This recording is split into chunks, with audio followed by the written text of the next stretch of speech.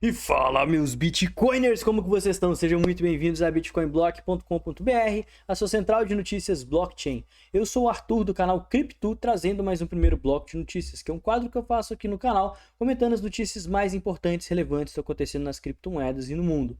Como sempre, antes de começar, eu queria te pedir o like e também pedir desculpa aqui pelo cenário improvisado. Eu estou em viagem, não estou lá no meu escritório, mas ainda assim o mercado não para e a gente também não. A Robinhood, uma das maiores corretoras dos Estados Unidos e do mundo, comprou a Bitstamp, que é uma das mais antigas e também maiores corretoras do mercado de criptomoedas, e isso pode trazer uma grande adoção institucional. Além do mais, estudos apontam que 100% dos holders de criptomoedas, de Bitcoin, os holders de Bitcoin de longo prazo, que tem Bitcoin há mais de 150 dias, estão no lucro nesse exato momento. E desses holders, 40% do fornecimento total de Bitcoin está na mão das baleias. Será que isso representa uma ameaça? A Tron superou a Ethereum e o Bitcoin em tamanho de rede de primeira camada, no quesito transações. E agora, é a rede com maior quantidade de transações mais utilizadas no mundo.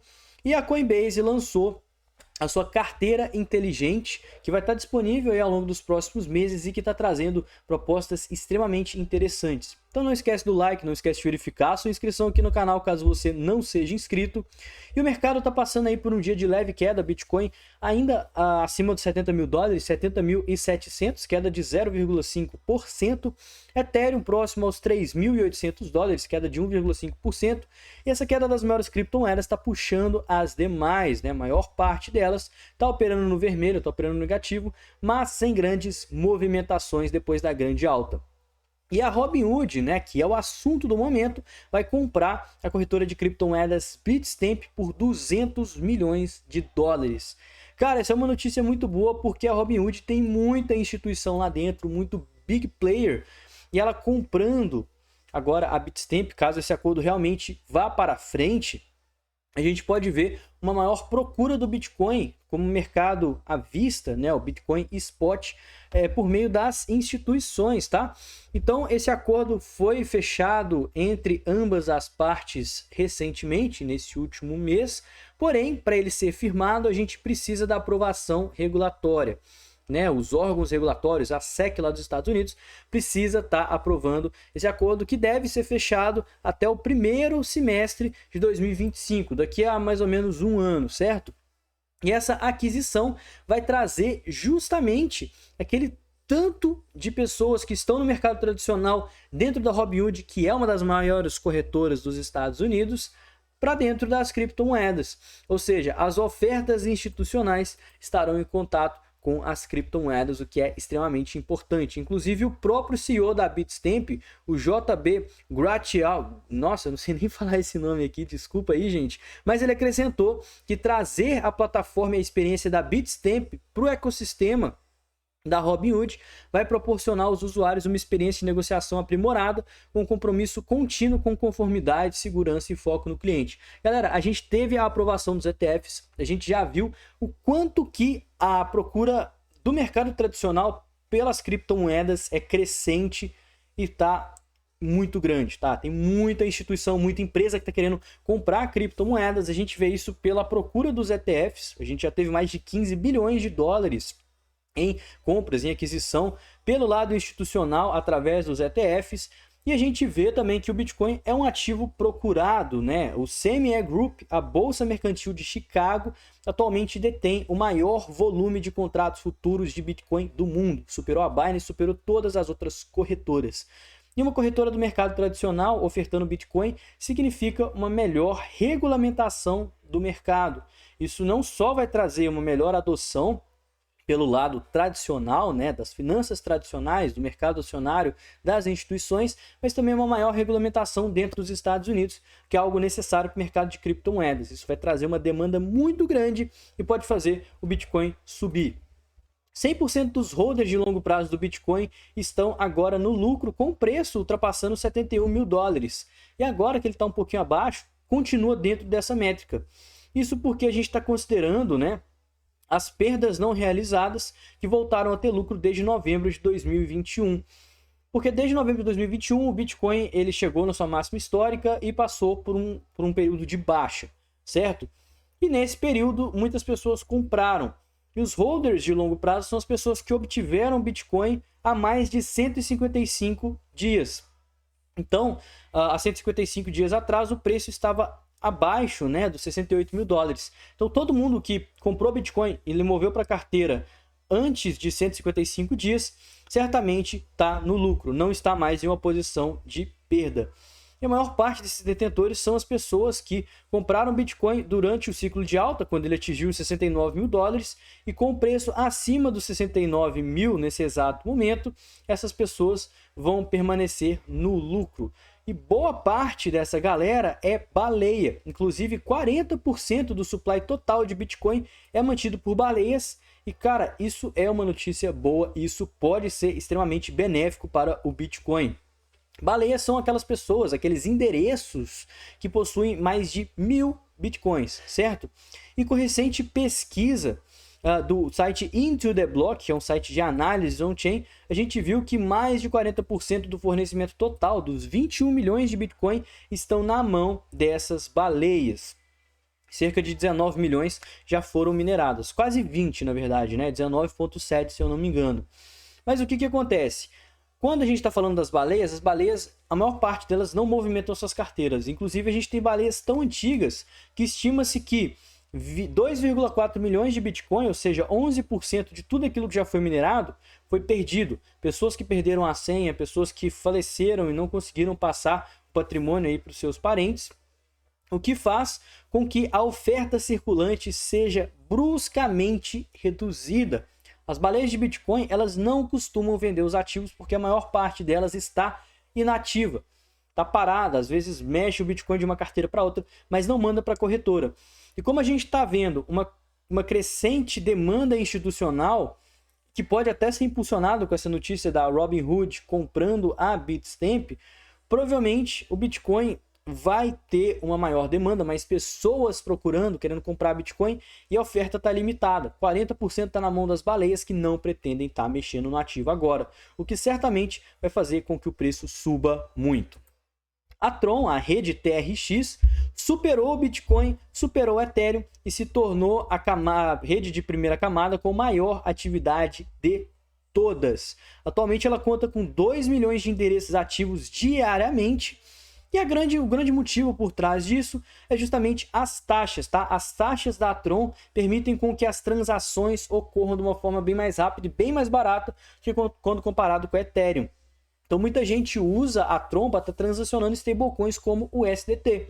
Se você fazer uma transferência de USDT através da rede do Ethereum, você vai pagar uma taxa muito mais cara que fazer a transferência através da rede Tron, sendo que a gente está falando do mesmo ativo. Então, principalmente quando você vai migrar entre corretoras, é muito comum você estar utilizando a rede da Tron ao invés da rede da Ethereum, por exemplo, por ter uma taxa muito mais competitiva.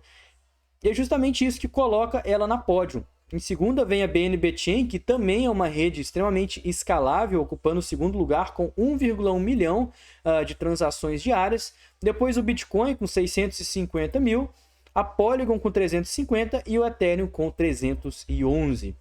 E para fechar, vamos falar sobre a carteira inteligente da Coinbase, que está para chegar nos próximos meses e vai trazer grandes novidades para os usuários de criptomoedas. Eu já adianto que, para mim, a mais importante delas é a possibilidade de você transacionar criptomoedas sem pagar taxa, que é o que eu vou estar te explicando agora.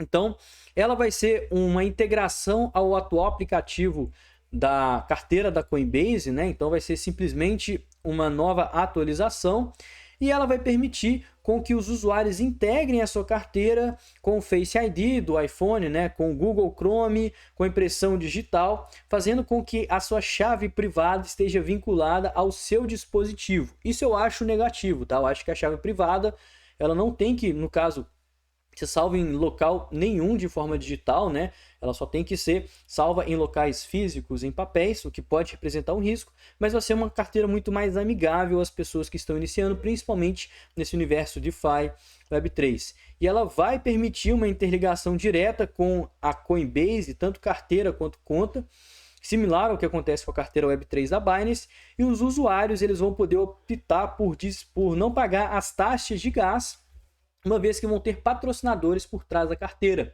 para mim essa é uma das melhores implementações.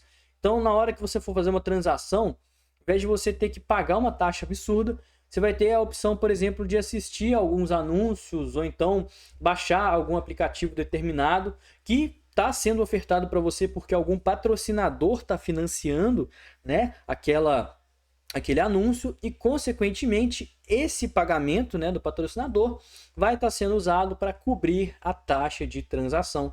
Então, você vai ter a opção de ou pagar uma taxa de transação ou então assistir um anúncio, que vai ajudar aí bastante gente. Essa nova carteira ela deve chegar nos próximos meses. Ela ainda está nas fases de teste, né? As ferramentas de migração ainda não estão finalizadas, mas essa proposta de carteira inteligente não é nova. Já existe a Loopring e a Argent, que estão no mercado aí desde 2020 e possuem ideias similares. Pessoal, vamos falar rapidinho aqui do Bitcoin, que continua próximo, né, à região de resistência, os 72 mil dólares, e que para mim é uma região crítica, tá? O cenário continua extremamente bullish, ao meu ver. A gente continua aí altista na tendência de alta, respeitando a região das médias e fazendo topos e fundos ascendentes. Porém, a gente está testando a nossa maior resistência, o topo histórico, que inclusive conta aí com a maior parte das ordens institucionais segurando o preço. Então, ao meu ver, o motivo que a gente não está conseguindo passar nesse exato momento é esse tanto de ordem de instituição, tanto de ordem de baleia que está segurando o preço abaixo dos 73 mil dólares. Então, se a gente conseguir superar esse ponto dos 73 e 74, ter fechamentos confirmados, provavelmente vamos estar seguindo a tendência de alta e confirmando o rompimento do topo histórico. Mas a gente precisa tomar muito cuidado se a gente não conseguir romper o topo histórico, porque a gente estaria invalidando um setup muito assertivo, que é o Inside Bars no gráfico semanal. Então a gente fez Inside Bars, velas dentro de velas, rompemos de forma ascendente, o que indica que a probabilidade seria de continuação da tendência de alta. Se a gente tiver um falso rompimento, uma rejeição e perder a mínima da semana passada, a gente pode ver mais quedas. Então a minha estratégia nesse exato momento, eu acho que a maior probabilidade é uma continuação, porque a gente teve o rompimento ascendente do Inside Bars. Se esse é o caso, então eu vou aguardar fundos ascendentes em gráficos menores, diário, 4 horas, para ir me posicionando de forma gradual e pegar esse movimento de alta. Se a gente abaixar dos 66 mil dólares e invalidar, fazer um falso rompimento aqui, eu vou ficar de olho no volume da queda, eu vou ver o quanto que essa queda vai estar trazendo o preço. Se a gente ficar até os 63, eu acho que é uma região até saudável para o preço. A gente vai estar respeitando aqui níveis de Fibonacci e suportes importantes, região de topos prévios. Se a gente perder os 63, aí já fica mais complicado. A gente vai ter os 60, mas já vai ser uma retração muito grande. Então a probabilidade da gente romper de cara diminui drasticamente.